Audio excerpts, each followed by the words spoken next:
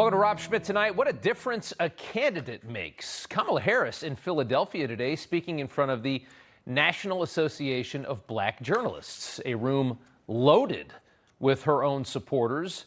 And on the stage, 3 journalists who will all be voting for her in November, asking her the questions. Madam Vice President, thank you so much for doing this and making the time. Of course. Well, first of all, let me just say it is good to be with the National Association of Black Journalists, and I thank you for the work you do and that your members do every day. A lot of people did not think it was appropriate for you to be here today. You have used words like animal and rabid to describe black district attorneys. You've attacked black journalists, calling them a loser, saying the questions that they ask are, quote, stupid and racist. It seemed like a pretty easy layup for Kamala's second interview in 2 months. But we learned today that it doesn't really matter how friendly the media is. With Kamala Harris, there's really just no plan.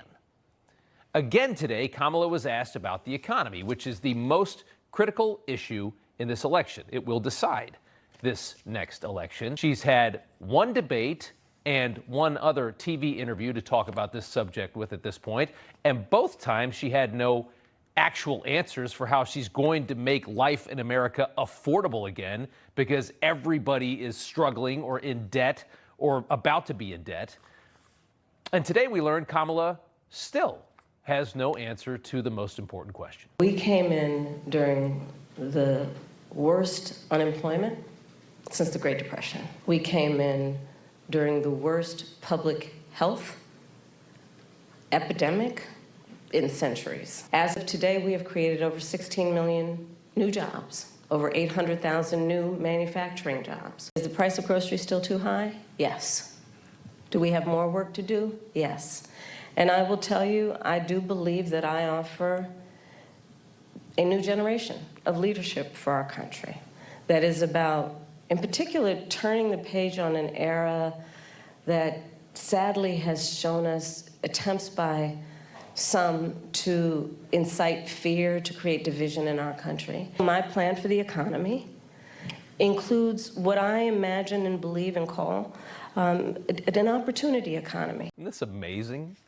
After 5 minutes of that nonsense, Kamala finally coughed up the same gimmick she's been saying. She's going to give home buyers $25,000 for the down payment, which of course will just skyrocket the price of homes by more than $25,000 and make the problem even worse than it already is.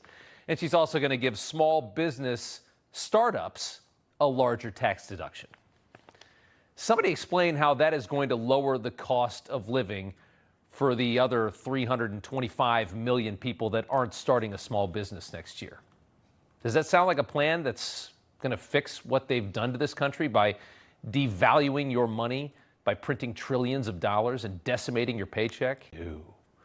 During her economic rambling, Kamala also claimed to have capped the cost of insulin as one of the many ways that she's made life cheaper for Americans, which is funny because that's something Trump actually did, that they repealed and then did again just so they could have their own name on it and have that talking point.